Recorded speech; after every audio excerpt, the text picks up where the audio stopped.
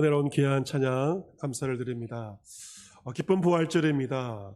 죄와 사망의 모든 권세를 깨뜨리시고 어둠의 권세를 이기시고 부활 승리하신 주 예수 그리스도가 주시는 참된 은혜, 참된 평안, 참된 기쁨이 성도 여러분과 여러분의 가정과 몸된 교회 가운데 충만하시기를 기원합니다.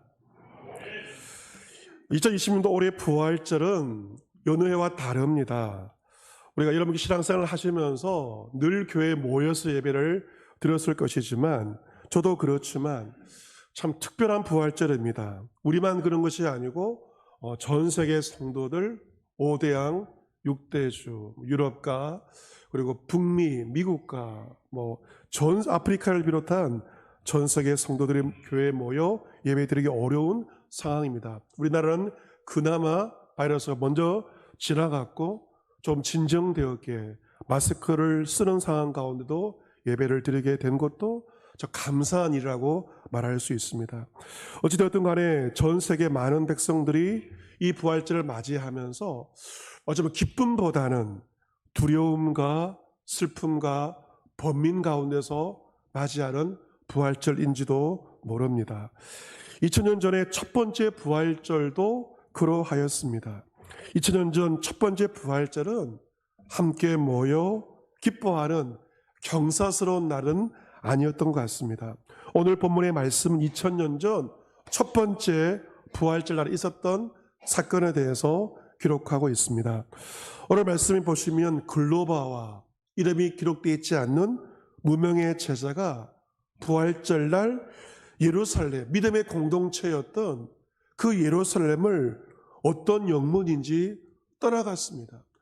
부활절 날 모여야 되는데 부활절 날 두 명의 제자는 예루살렘 공동체를 떠나 어디론가 길을 떠난 것입니다. 그들은 예루살렘에서 25리 떨어져 있는 11km 떨어져 있는 엠마오란 마을로 길을 가고 있습니다. 주님께서 부활하신 첫 번째 부활절이지만 웬일인지 그들의 얼굴은 수심이 가득하고 그들의 얼굴에 슬픔이 가득하였습니다. 그들의 발걸음도 터벅터벅 한없이 무겁기가 그지없었습니다.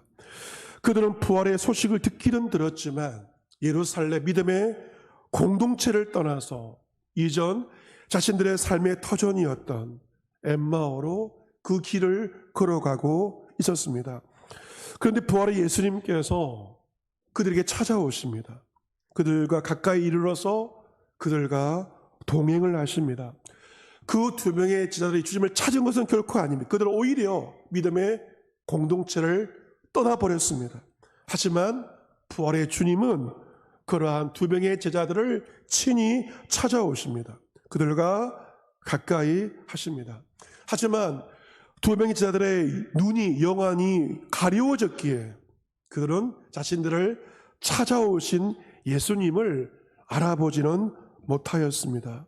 우리도 마찬가지 아니겠습니까? 부활의 주님은 지금도 살아계시기에 우리를 먼저 찾아오십니다. 두려움과 슬픔 가운데 방황하며 딴 길을 걸어갈 때에도 주님은 우리를 친히 찾아오십니다. 하지만 우리의 영안이 가려워져 있다면 나를 찾아오시고 나와 가까이 하시며 나와 동행하신 주님을 알아보지 못하게 됩니다. 예수님은 그들 찾아오셔서 질문하십니다. 너희가 길을 가면서 서로 주고받고 하는 이야기가 어떤 이야기냐? 대화에 대해서 질문하십니다.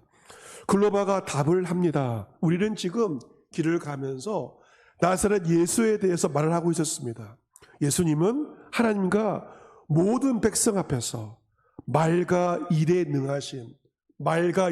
능하신 선지자였습니다. 우리는 이 예수님이 이스라엘을 속량할 자라고 구원할 메시아라고 바라보았습니다. 하지만 우리의 대지상들과 관리들은 예수님을 사형 판결에 넘겨주었고 예수님을 십자가에 못 박았고 예수님은 돌아가셨습니다. 그런데 오늘 우리 공동체 중에 어떤 여인들이 우리로 놀라게 했습니다. 그들은 새벽에 예수님의 무덤에 갔다가 그의 시체는 보지 못하고 왔는데 그가 살아나셨다는 천사들의 나타남을 보았다라고 우리에게 증언하여 우리는 그 이야기를 하면서 길을 가고 있습니다. 여러분, 왜 그들이 예루살렘을 떠나서 부활절날 예루살렘을 떠나서 엠마오로 길을 가고 있었습니까? 그들은 예수님을 이스라엘 민족을 속량할 짤로 기대하였습니다. 하지만 그 예수님께서 십자가에서 가장 무력한 모습으로 돌아가시자 그들의 기대가 무너지자 그들은 실망하였습니다. 예수 그리스도의 부활의 소식을 듣기는 들었지만 그것을 믿지 못하였기에 부활절날 예루살렘을 떠나서 오히려 이전에 자신의 삶으로 돌아가려고 하였던 것입니다. 그들의 말을 듣고 예수님께서 먼저 책망을 하십니다. 어떤 책망입니까? 미련하고 선자들이 말한 모든 것을 마음에 더디 믿는 자들이요, 그들의 미련함과 그들의 불신앙을 책망합니다. 그러면서 그리스도가 이런 고난을 받고 자신의 영광에 들어가야 할 것이 아니냐, 고난 다음에 영광이 있다는 것입니다. 그러면서 예수님은 책망 후에 설명을 하십니다. 모세와 모든 선지자의 글로 시작하여 모든 성경에 쓴 바 자기의 관한 것, 메시아의 고난과 메시아의 영광에 대해서 차근차근 설명을 하십니다. 여러분, 우리가 보는 이 성경, 신구약 성경은 구약 율법서와 선지서와 성문서는 모두 메시아의 고난과 메시아의 영광을 예언한 것입니다. 이 구약 성경 오실 예수님에 대해서 신약 성경은 오신 예수 그리스도, 그의 고난과 그의 영광에 대해서 기록되어 있습니다. 신구약 성경이 말하고 있는 성경의 핵심은 무엇인가? 바로 메시아의 영광은 고난을 통한 영광을 구약과 신약이 증거하고 있습니다. 하지만 글로버와 그 당시 이스라엘의 백성들은 그 성경의 진리를 받아들이지 않았습니다. 그들은 고난 없는 영광만을 기대하였고 추구하였습니다. 우리 역시 고난이 없는 대박 꽃길을 바라고 있지 않습니까? 그들의 기대와 소망이 무산되는 것처럼 보이자 글로버와 또 한 명의 제자는 예루살렘을 박차고 다시 이전의 삶으로 가기 위해서 엠마오로 터벅터벅 길을 가고 있었습니다. 이 엠마오로 가던 제자들의 모습은 바로 우리의 모습입니다. 내가 생각했던 꿈, 내가 생각했던 기대가 무산될 때 우리는 어떻게 합니까? 주님을 더 찾는 것이 아니고 주님을 떠나려고 합니다. 교회를 향한 나의 기대가 무너질 때 교회도 떠나가려고 합니다. 제자들의 모습은 바로 우리의 모습입니다. 예수님은 그들에게 오셔서 그들의 미련함과 그들의 믿음 없음을 말씀을 통하여 책망하시고 알기 쉽게 고난을 통한 영광에 대해서, 진리에 대해서 설명을 해 주십니다.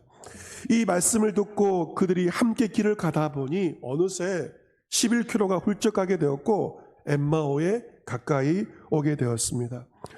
밤이 되었기에 두 제자는 예수님을 강건하여 함께 유하자고 합니다. 예수님은 그들과 함께 집에 들어가셔서 음식을 잡수실 때 떡을 가지사 축사하십니다. 축사한 그 떡을 떼어서 그들에게 나누어 주시죠. 그 축사하신 떡을 그들이 먹자 어떤 일이 벌어집니까? 그들의 눈이 가려져 눈이 밝아지게 되었습니다. 할렐루야!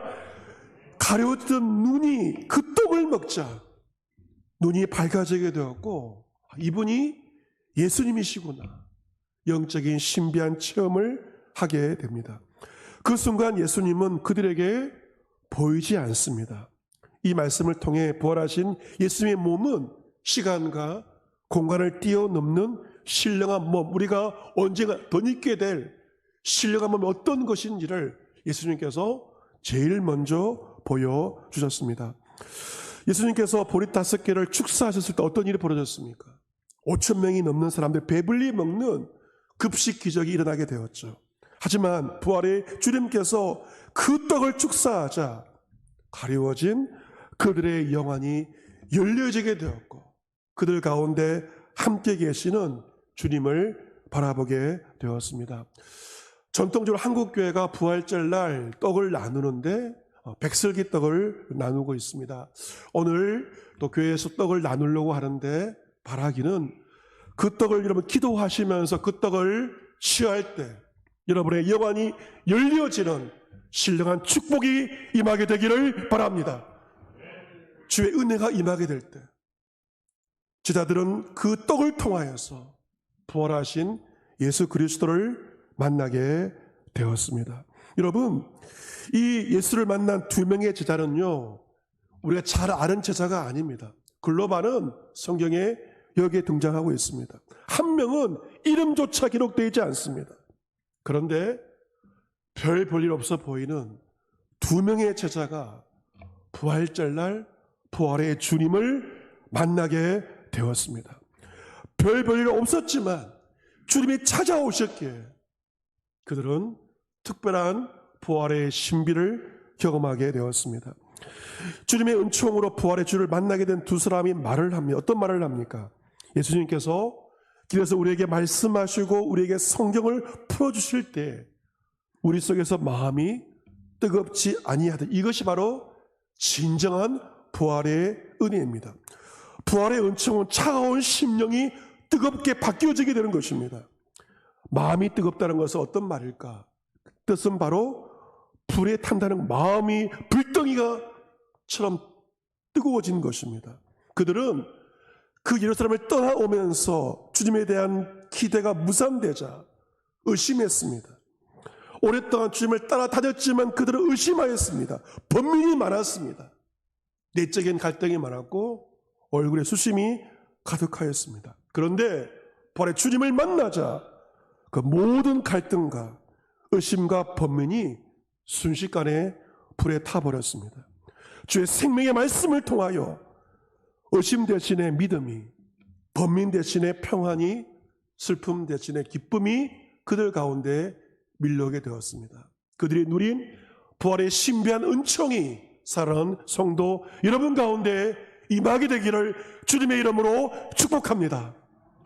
부활의 주를 만났을 때 우리 의심과 번민과 갈등들은 다 불에 타 사라져 버립니다. 대신 우리의 심령에는 평안과 믿음과 기쁨으로 충만케 됩니다. 여러분, 우리의 마음에 있는 의심과 번민과 갈등들은 인간이기 때문에 우리가 겪는 어쩌면 당연한 것인지도 모릅니다. 하지만 주님의 생명의 말씀은 그 모든 것들을 불태우고 차가워진, 냉랭해진 우리의 심령을 뜨겁게 하는 생명의 말씀입니다. 여러분, 예레미야 23장에 보시면 여호와께서 이렇게 말씀하십니다. 내 말이 불같이 아니하냐? 바위를 쳐서 부스러뜨리는 방망이 같지 아니냐? 하나님께서는 자신의 말씀이 불이라고 하시면서 바위를 쳐서 부서뜨리는 방망이라고 말씀을 하십니다. 여호와의 말씀에 이런 권능이 있습니다. 예레미야에게 여호와의 말씀이 예레미야 20장에 임하게 됩니다.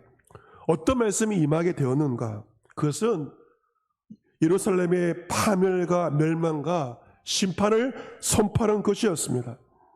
예루살렘 도성의 파멸과 멸망을 선포하라는 여호와의 말씀이 예레미야에게 임하였습니다.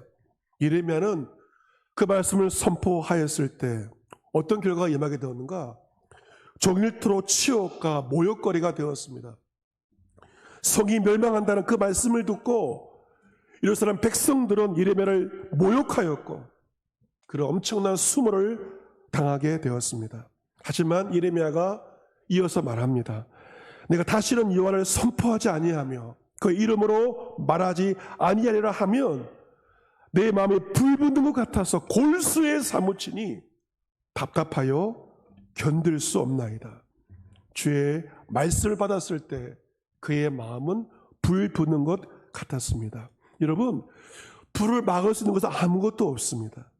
예레미야의 심령에 여호와의 말씀이 불이 임하였기에 그의 마음 불이 붙었고 그 말씀을 선포하지 않으면 그런 견딜 수 없었던 것입니다. 오늘 본문에서도 예수님으로부터 말씀을 받고 불을 받은 그들의 마음은 뜨거워지게 되었고 그들은 가만히 있지 않습니다. 곧 그때로 밤이었지만 즉시 일어납니다. 그리고 엠마오에서 다시 예루살렘, 믿음의 공동체가 있던 예루살렘으로 즉시 그들은 돌아갑니다. 예루살렘에 가보니 이러한 제자가 있었고 함께한 자들이 여전히 모여 있습니다. 그들은 글로바와 다른 제자에게 말합니다. 주께서 과연 살아나셨습니다. 시몬 베드로에게 보이셨습니다.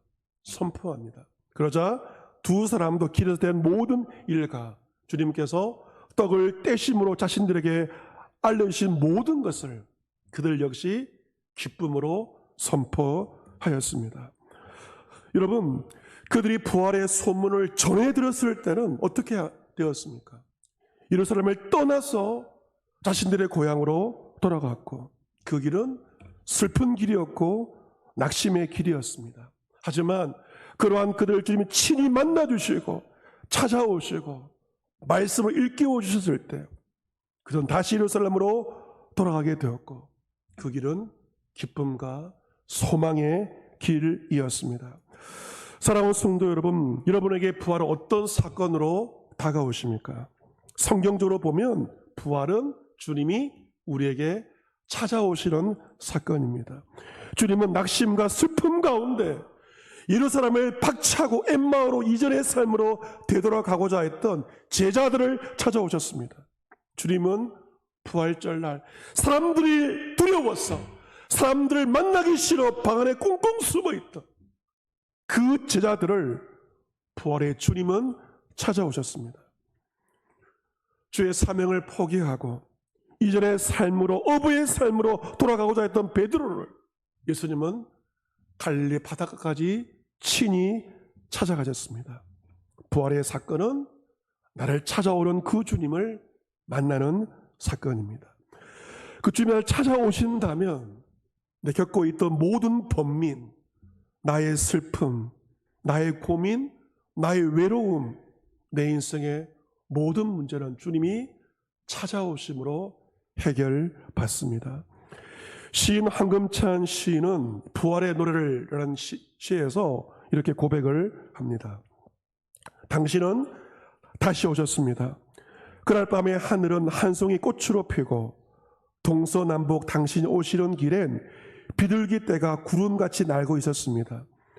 바위는 굴러 제자리에 없고 석관의 뚜껑은 열려져 비었는데 누가 뿌리는 가루가루 꽃가루 무덤 속에 가득한 광명과 향기, 그래서 오늘 내 마음에 차는 승리의 기쁨, 호산나 호산나 호산나 아이들 노래를 부르고 여인은 머리를 풀어 발밑에 깔고 슬펐던 사람은 웃음으로 이것은 하늘과 땅 사이에 처음 있는 일.